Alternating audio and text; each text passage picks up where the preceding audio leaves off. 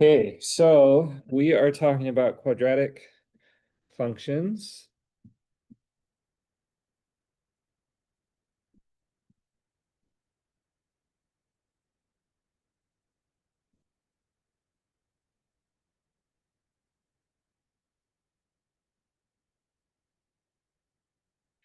Quadratic functions and expressions, etc. So the first thing I want to do is remind you that given the quadratic expression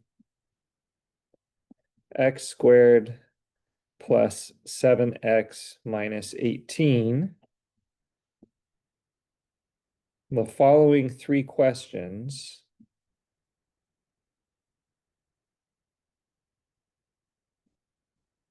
are essentially the same. 1 factor x squared plus 7x minus 18. Which in this case, if I use the box method,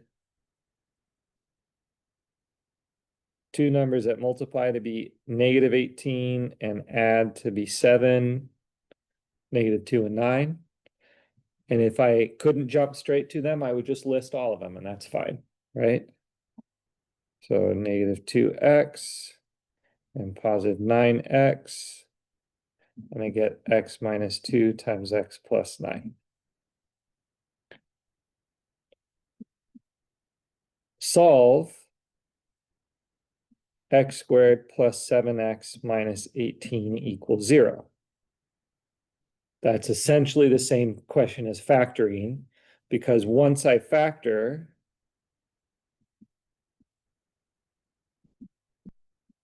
x minus 2 and x plus 9, I get x equals 2 and x equals minus 9 are the solutions. So even though the question can look different, it's really doing the exact same thing. That's the roots. These are the roots. Yep. 3, find the roots. Don't be sorry, it's good. You thought, what is that third question? That's essentially the same. Find the roots of x squared plus 7x minus 18, or the zeros, or the x-intercepts. Those are synonyms. Step 1, factor x minus 2, x plus 9, then x equals 2, x equals minus 9 are the roots, zeros, or x-intercepts, right? So these three questions are essentially the same.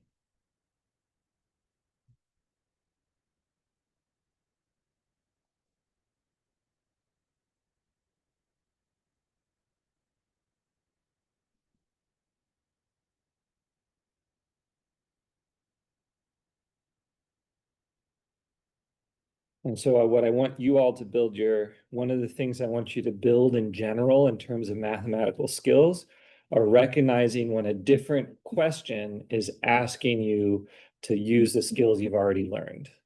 Right? So we spent a bit of time practicing factoring, but now if I ask you to find the roots of x squared plus 7x minus 18, I want you to recognize, okay, those are the skills I've already built, just answering a slightly different question. And this is going to happen again and again and again in mathematics. It's going to be something that you've already learned, but a new question, and that can make it look totally unfamiliar. But most of mathematical learning, this is just an aside. Probably most of learning in general looks like this. What you know,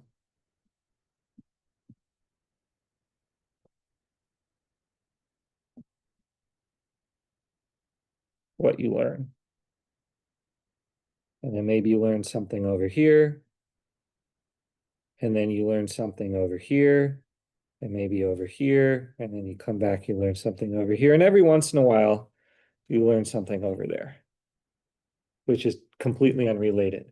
And what I would hope is that whoever is helping your learning will point out, here's something that's not connected to what you learned already. Because that's the exception to the rule. And sometimes, you learn something that looks a little bit like this. And maybe there's some little features here. I don't know, it turned into an elephant. Okay, so most of mathematical learning is you've got what you know and you expand it just a little bit.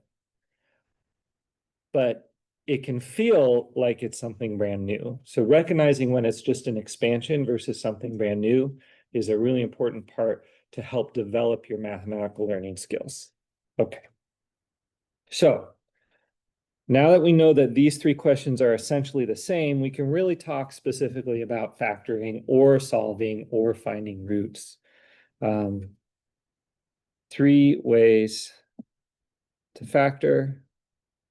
So far, there are always more. The first one is the box method. Works great when you are dealing with integers, like x squared minus 7x plus 18. Got a bunch of integers. The integers that multiply to be, oh, I got it backwards this time. Let me fix it just so it matches. X squared plus 7x. Nope, wait. Yeah, minus 18, right? The integers that multiply to be negative 18 are also integers that add to be positive 7. That's great. Even when it's not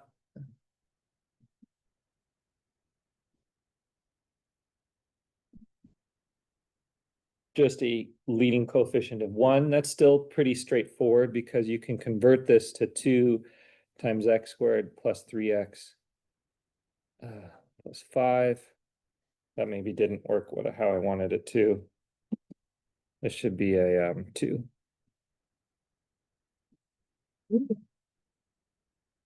I'm going to probably rewrite this whole thing. Too many mistakes.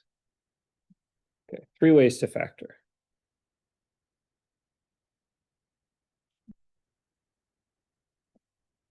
Box method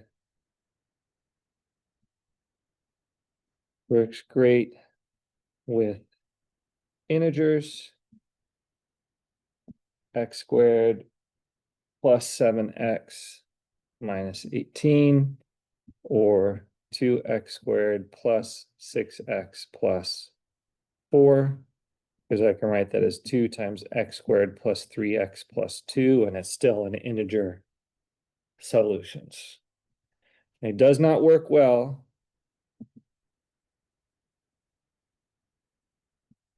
with fractions, or I'm going to say complicated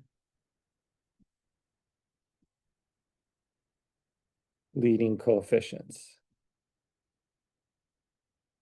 If I ask you to solve x squared plus 3 halves x plus 17 over 8, you're not going to want to try to use the box method for that, because there truly are an infinite number of pairs that multiply to 17 over 8, and you cannot test them all. Sure, there's an infinite number of pairs that multiply to be negative 18, but there's a finite number of integer pairs, which are quick and easy to test. But if you're not in the integer world, your options are too many. So instead, we can use a graphical method. This always works. It is not always precise. So if I'm trying to factor x squared plus 3 halves x plus 17 over 8, that's going to be okay. I think it's going to work. Again, I ran the risk of just writing something down without thinking about it first.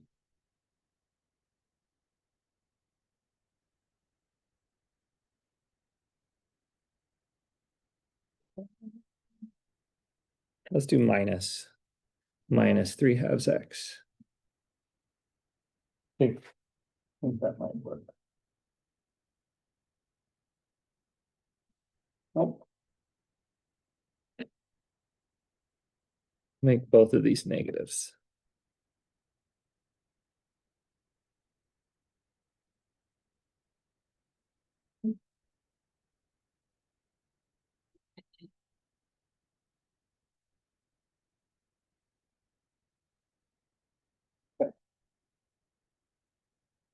There's my graphical methods. There are my x-intercepts at negative 0.889 and positive 2.39. So I can definitely factor it as x plus 0.889 and x minus 2.39, I think it was. All right, but these are not precise. These are not the exact values. And yet I can still see about when it's equal to 0. And sometimes you'll get numbers, decimals, that are clearly fractional values, even if they don't quite look like it. This one is a little more complicated.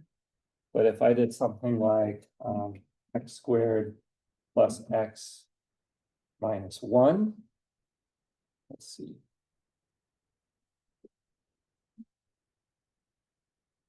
Fourth one?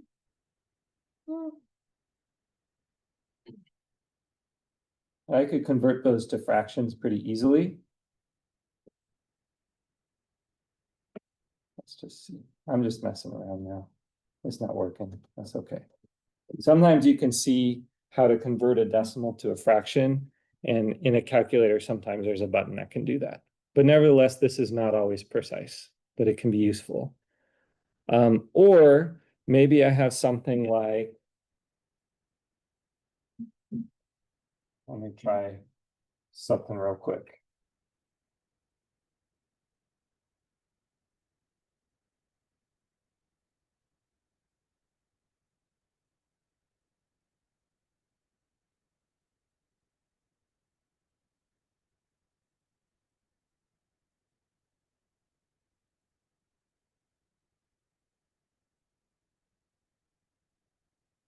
Twelve x squared plus 204x minus 720. We could do the box method on this, potentially, but that's an awful lot of work. So if instead we just jump straight to the graphical method,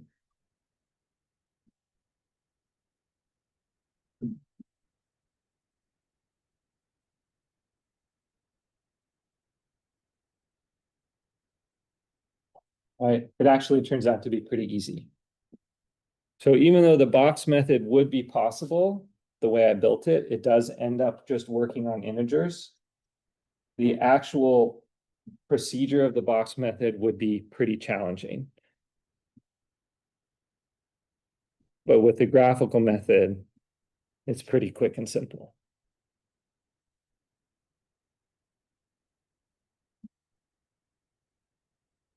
And our third way is the one I'm going to introduce now, which is a quadratic formula. It always works. Completely precise. Usually labor intensive.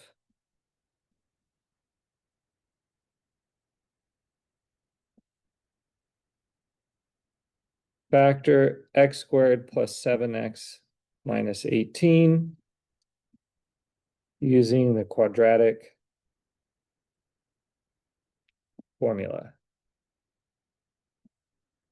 The quadratic formula is minus b plus the square root of b squared minus 4ac all over 2a and minus b minus the square root of b squared minus 4ac all over 2a.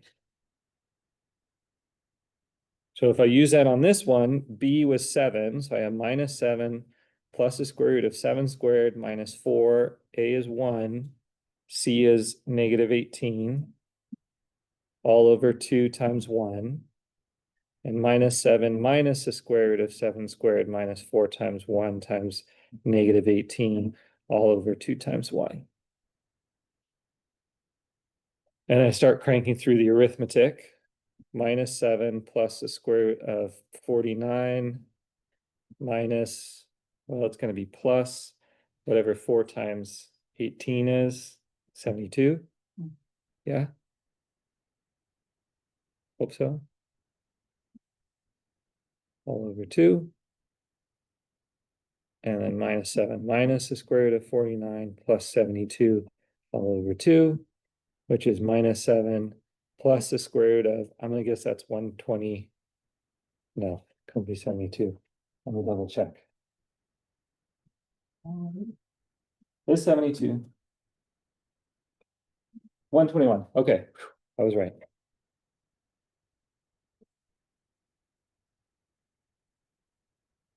So it's minus 7 plus the square root of 121 over 2, and minus 7 minus the square root of 121 over 2, which is minus 7 plus 11 over 2, and minus 7 minus 11 over 2, which is 4 over 2, and negative 18 over 2, which is x equals 2, and x equals negative 9.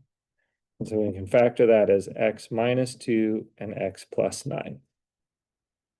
It works. It's exact. It took a lot longer than using the box method. I wouldn't use it on this one. Does it help to know that that's a perfect square? It does help to know that it's a perfect square. Yeah. Which I did. I knew it had to be because these are going to be integers. So if that wasn't a perfect square, it was going to be an irrational number. And then I got confused because I worried for a second that that didn't add up to 121 and I had to check it because it's Monday and it's early. Okay.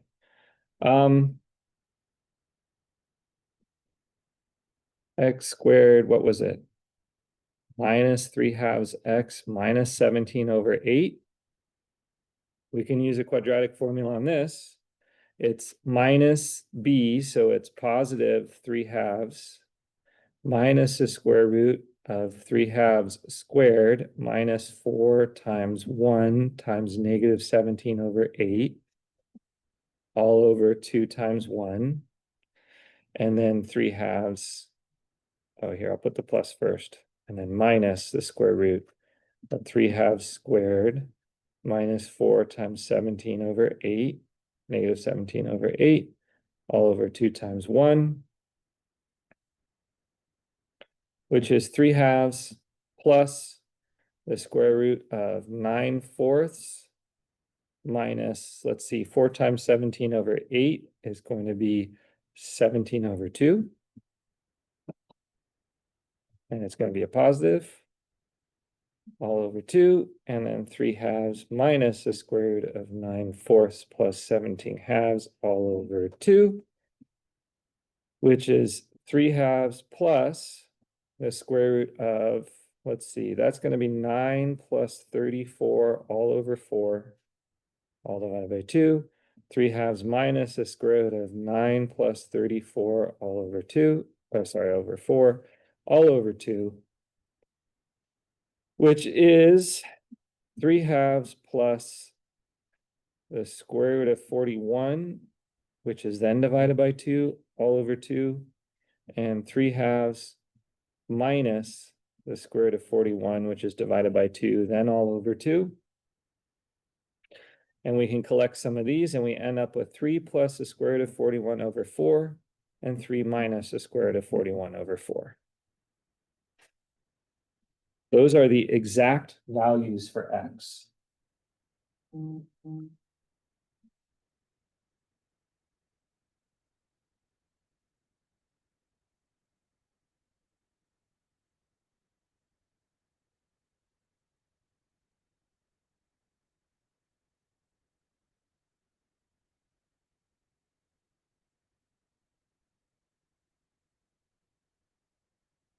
Ah.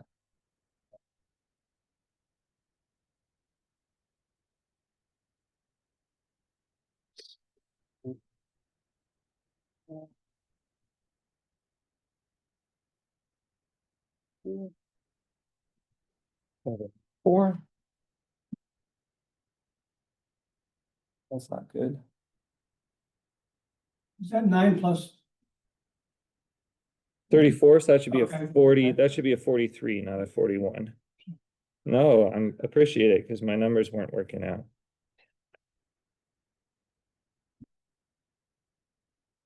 Now it's working out. Minus square root of 43.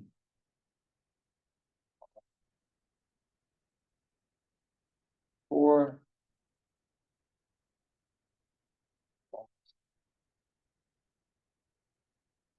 Okay. There's my solutions. There's my x values. 3 plus square root of 43 over 4. 3 minus square root of 43 over 4. Those are the decimal approximations. And as you can see, those are in fact the x-intercepts. So do you need to have the exact answer, which includes a square root? You got to use a quadratic formula. If you need to be close but not exact, use Desmos, use a graphical method. All right, picking your tool is really going to be useful here. And we could do it again on, what was it, 12x squared plus 204x minus 720. We could use a quadratic formula on this one. And what we end up getting, we're going to have 12 times x minus 20 times x plus 3. It always works. It's always exact. It's usually labor intensive. So for me, it's my last choice. My first choice is, can I use a box method? If I can, I'm going to do that. My second choice, if the box method seems too hard, is what happens if I look at it graphically? And to be honest, graphical is my first choice all the time anyway. I'm going to put it in a graph, and if it gives me those x-intercepts and they're nice integer values, I'm done. If I don't have access to graphing, then I use the box method. And if that doesn't work, then I go to the quadratic formula. The other thing the quadratic formula can show you is when you can't factor a quadratic expression. So let's try to factor x squared plus 3x plus 5.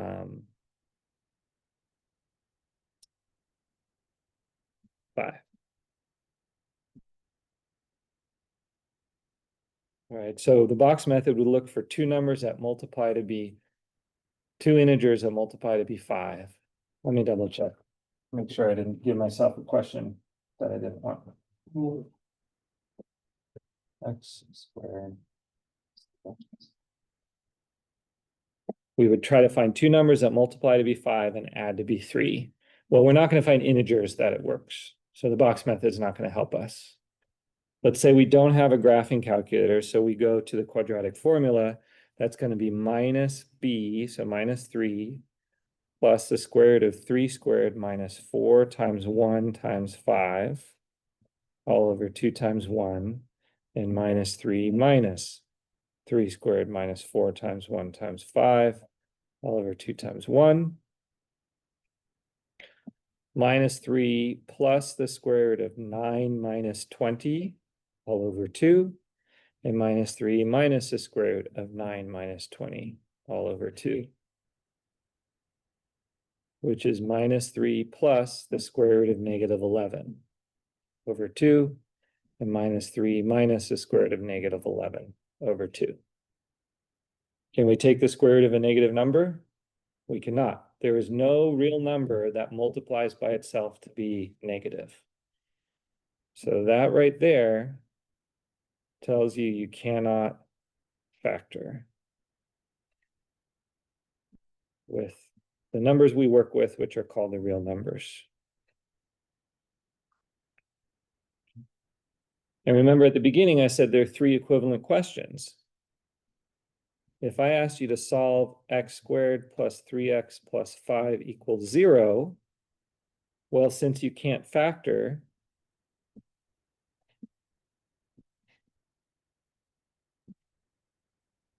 there are no solutions.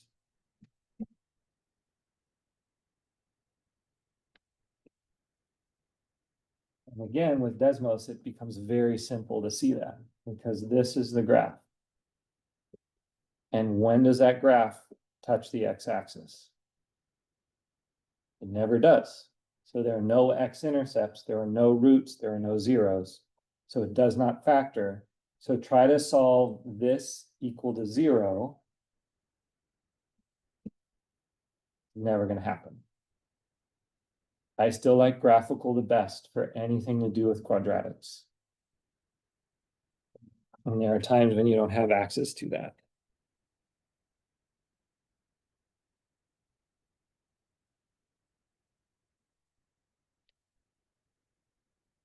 But on a final, I could definitely give you a question like this. And I could say solve x squared plus 3x plus 5 equals 0. And you could tell me right away there are no solutions because it never touches y equals 0.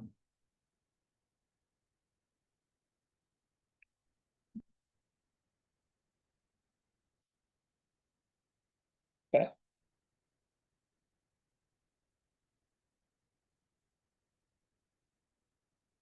Anybody have questions about that?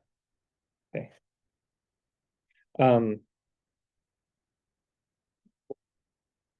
Unless you're specifically directed to use a type of tool, I think you should give yourself permission to use whatever type of tool you want to use. So if I were to say solve x squared plus 4x plus 3 equals 0 using the quadratic formula, homework question, including my open math, and you have your calculator, you would say, no, I'm not going to do that. I'm going to look at it graphically. And even if you don't have a graphing calculator and I say solve this using the quadratic formula, I encourage your answer to be no. I will use the box method. And maybe if the box method doesn't work, then you're like, oh, okay, I'll use a quadratic formula. But I don't want you to think I have to use this particular tool just because someone tells me. In math, you got to pick your tools as long as it gets you the right answer. Now, you may have an instructor who doesn't let you do that and wants you to show your work and you know how to play that game. But in my math, my class, and in math in general, you got to use the tools you want. No, I don't want to go through all of that multiplication and square root and division nonsense. I'm going to at least try it this way. Let's see, 1 and 3, multiply to be 3 and add to 4. What about shifts? Done. Does that work, quadratic formula work with shifts? Like You mean that? where this isn't a 0? Yeah, Oh, okay, great. No, it's a good question. Does this part make sense? Yeah, like you could use a tool you want. What if you solve x squared plus 4x plus 2 equal 1?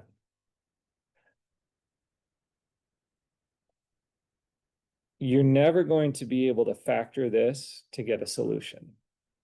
Factoring only works when the right side is 0. So step 1 is make the right side 0. And so you would subtract 1 from both sides.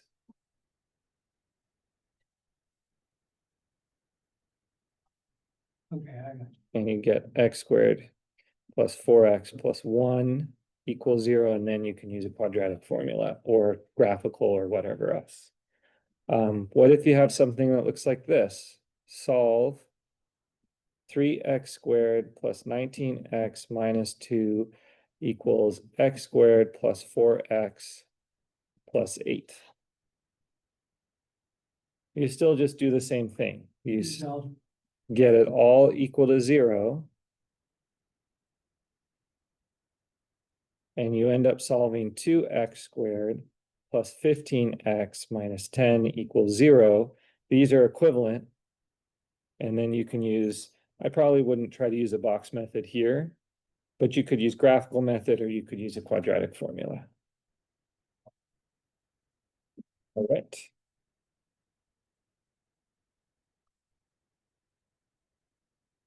let's see.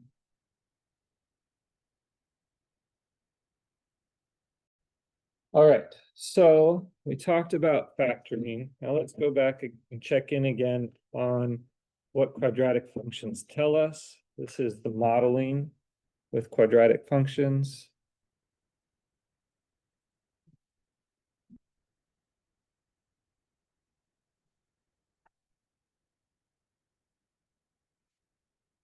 So any quadratic function has four important characteristics. And we covered this before. This is a little bit of a recap. The first is the y-intercept, which is the initial value in an application. All right, so if we're talking about tossing a ball, it's the initial height.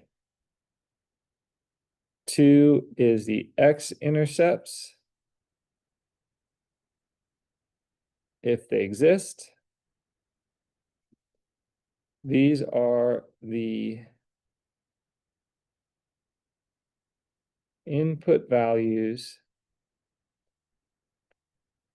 that make the output equal to 0, which is usually pretty important in an application. If it's a profit model, when is my profit equal to 0? That's a pretty important question.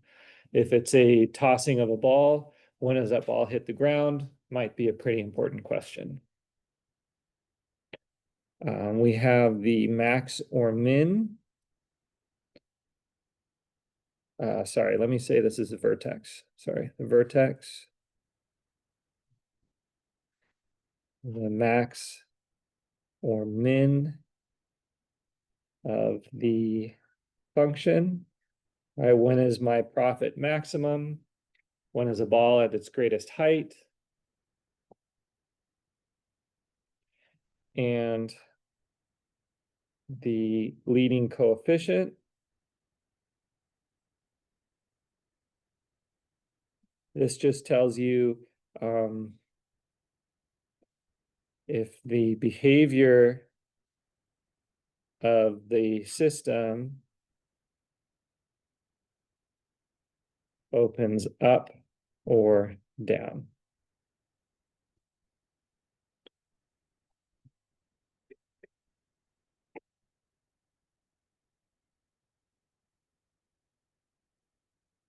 So these four pieces are reflected in the way we write quadratic functions. The standard form, which I call the y-intercept form, is just y equals ax squared plus bx plus c, and c is the y-intercept. It's the initial value. The factored form, which I call the x-intercept form, this only exists if there are x-intercepts. By the way, you can't write the factored form if there are no factors. But in general, it's y equals a times x minus x1 times x minus x2. These x1 and x2 are the x-intercepts. And vertex form, which I call max min form. This one always exists because there's always a maximum or minimum. Y equals a times x minus h quantity squared plus k. K is the max or min, and h is where the max or min occurs.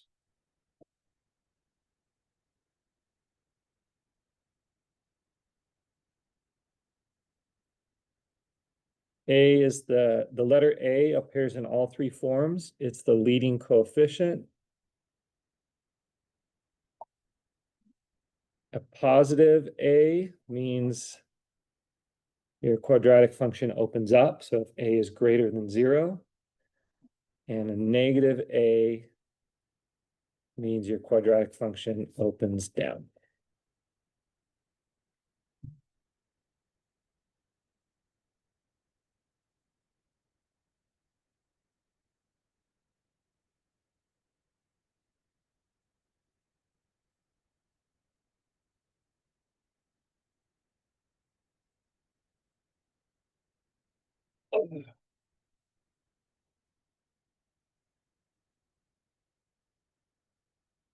So let's model a situation, a physical application. There are basically two that come up a lot. One is profit in businesses, and the other is anything involving gravity. I'm going to start with profit or revenue. Profit in business.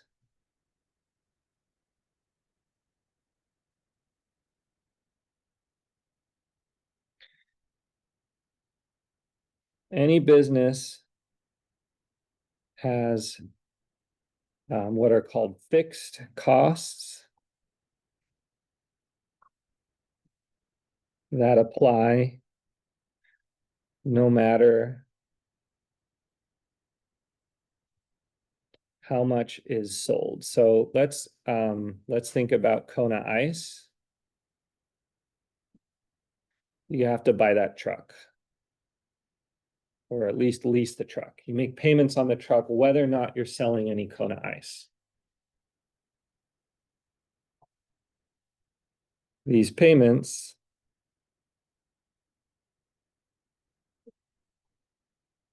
as a business, you're usually not going to lay out $85,000 for a fully built out Kona Ice truck. You're going to pay monthly as you lease or you buy the truck. The payments happen no matter if Kona Ice sells any snow cones.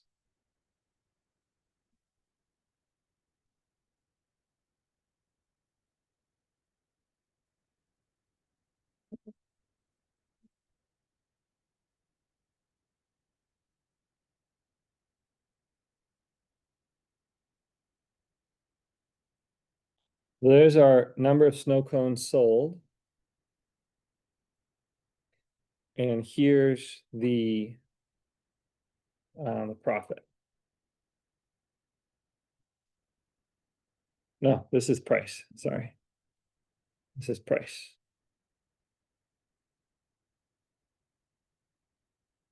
Price of a snow cone.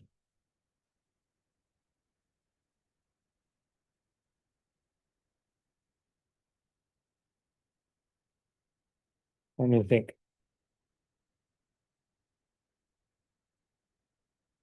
Yeah. If you charge $0 per snow cone, how much money are you going to make? Well, Zero. It doesn't matter how many you sell. But you have these operating costs. This is the truck payment right here.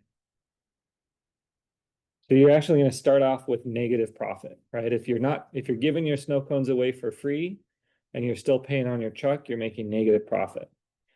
So what do you need to do so you make some money? Selling more snow cones isn't going to help if you're not charging anything. So what's your other option?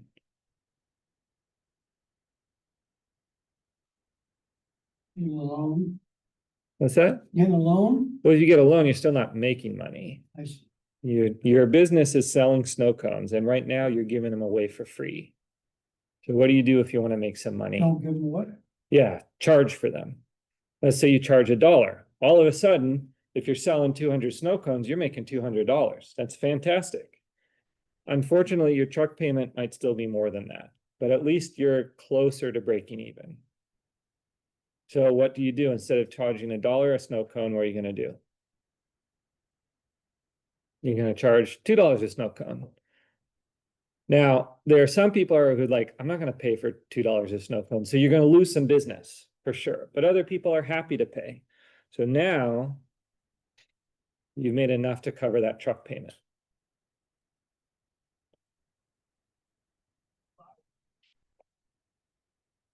But you didn't get in this business to break even. You got in this business to make money.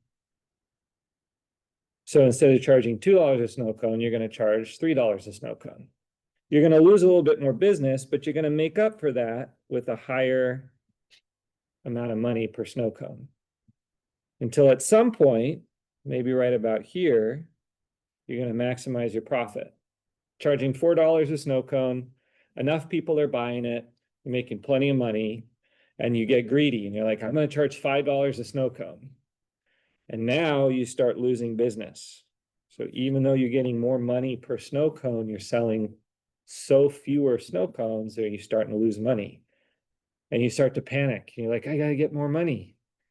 And instead of dropping the price to sell more, you decide you're going to raise the price and you lose more money until eventually you raise the price so much. How many people are going to buy snow cones? No. Nobody's going to buy snow cones. And you're back to losing money again.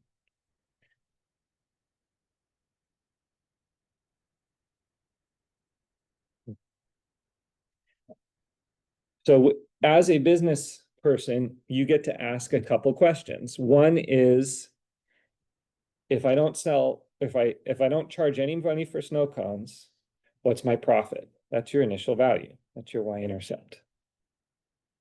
How many snow cones do I need to sell, or what price do I need to charge in order to cover my truck payment? That's your first x-intercept. What price should I charge to maximize my profit? That's your vertex. If I charge too much, when am I going to not be making any profit anymore? That's your second x-intercept. And in general, as I raise the price, am I going to end up making more and more money forever? Or am I going to start losing money again? That's your shape.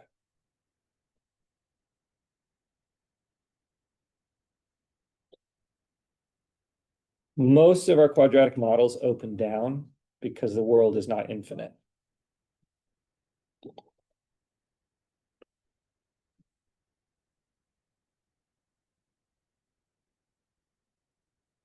Right? Let's do the following.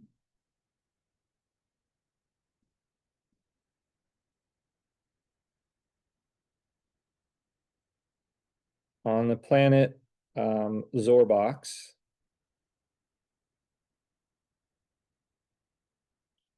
gravity is very simple. On planet Earth, the force of gravity is 9.8 meters per second. That's not a super simple number. I want to use simple numbers for this one. But when you actually work with gravity on Earth, you're going to see numbers that look like 4.9 or 16 or things like that. But on the planet Zorbox, gravity is very simple. You stand on a ledge 5 meters above the ground.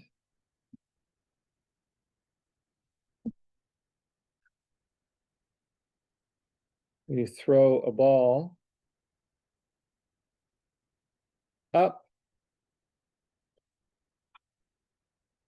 It reaches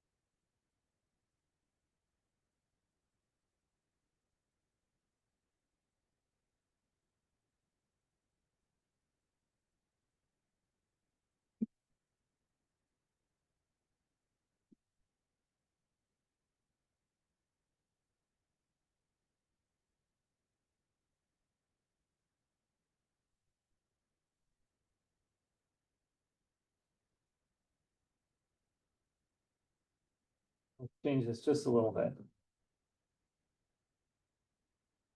You stand on a ledge 14 meters above the ground. You throw a ball up in the air. It reaches 20.25 meters after 2.5 seconds. Then hits the ground. 7 seconds after you throw it. All right, so there's our verbal representation of this mathematical situation. We want to ultimately take this verbal representation and we want to convert it into a symbolic representation. But let's do that by going through a graphical, because I think that's a little more straightforward.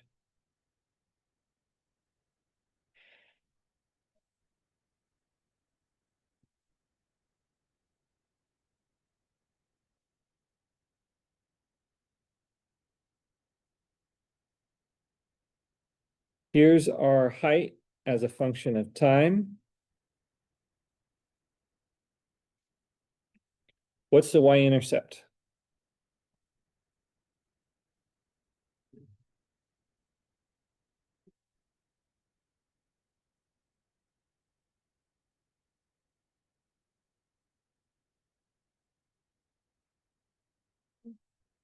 I'm gonna go with Cecilia's answer in this case. It's 14 because you're standing on a ledge 14 meters above the ground. When you throw that ball, it's 14 meters above the ground.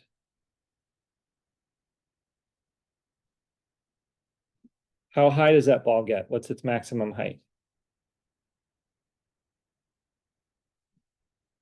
20.25. And gravity, that ball's gonna go up and eventually it's gonna come back down. So that height right there is 20.25. And when does it reach that maximum height?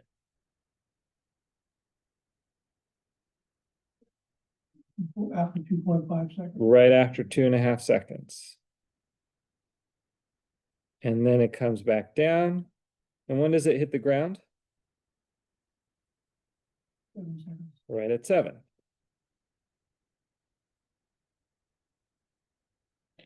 We've already got a lot of information here. Can you tell me, is A going to be positive or negative?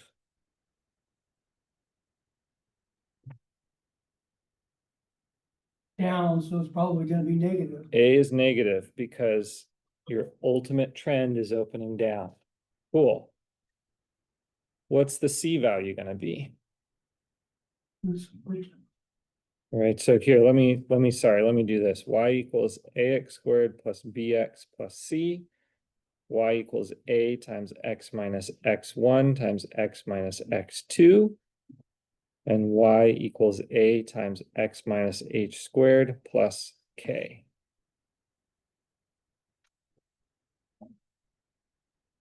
So we know that a is negative because it opens down.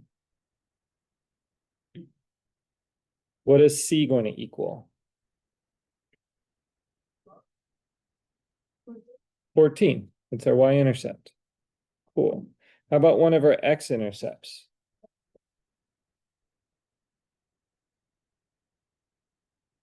7.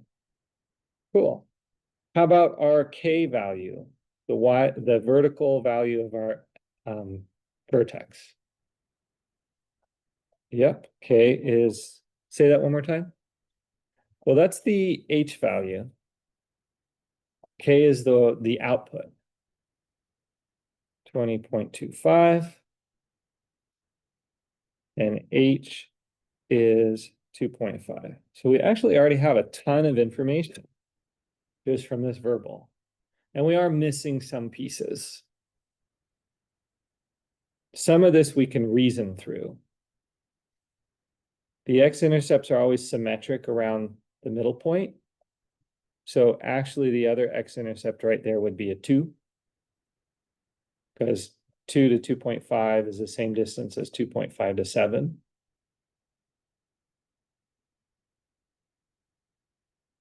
And the a value, I'll tell you in this case, it's -1 because I wanted to keep it simple, but you could actually figure it out. Once you know x1 and x2, you can figure out what a is.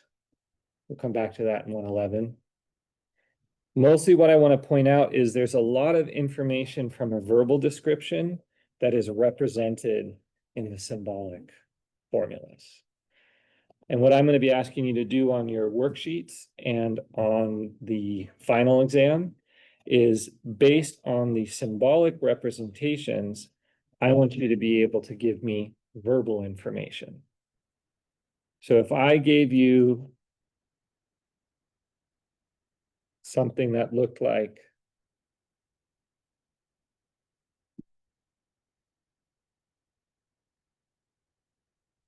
y equals negative x squared plus 3x plus 14, y equals negative x plus 2 times x minus 7, and y equal negative x minus 2.5 quantity squared plus 20.25. I would want you to tell me what's the initial value. What's the initial height of that ball? 14. I would want you to tell me what's the max height.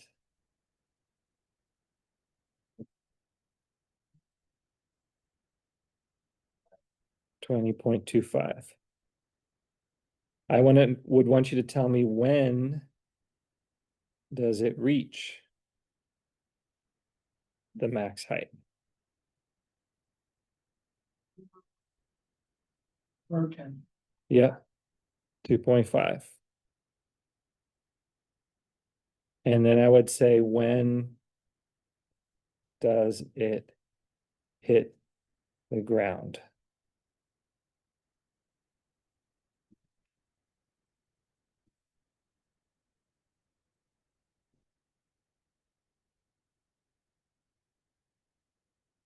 Seven. That's 7 seconds. So our formulas, our 3 different formulas, give us a lot of verbal information that basically is going to tell you everything you want to know about that ball, or the rocket, or the bird, or whatever example we come up with. Not only do I want you to learn this about quadratic functions, again, for me, the key is mathematicians use these symbolic representations because it allows for quick and easy manipulation, but they relate back to situations, and being able to pull the verbal information out of a formula is really the skill that I'm looking for. We could do this with exponential, just for fun.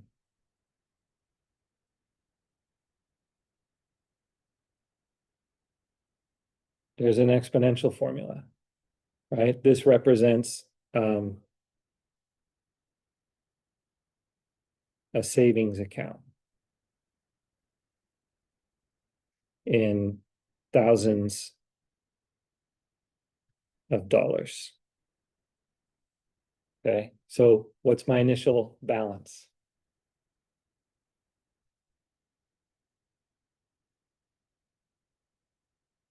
$3,000, right? Because we've learned that that's our initial value. And what's my interest rate? 4%. 4%, because we've learned that that 0.04 represents an interest rate, right? Pulling that verbal information from symbols is really the key to using math effectively. All right. First couple questions, invite you to wrestle with the quadratic formula. I'll get you the key as soon as I can, but it's not close to ready. And then after that, it's working on modeling using quadratic formula.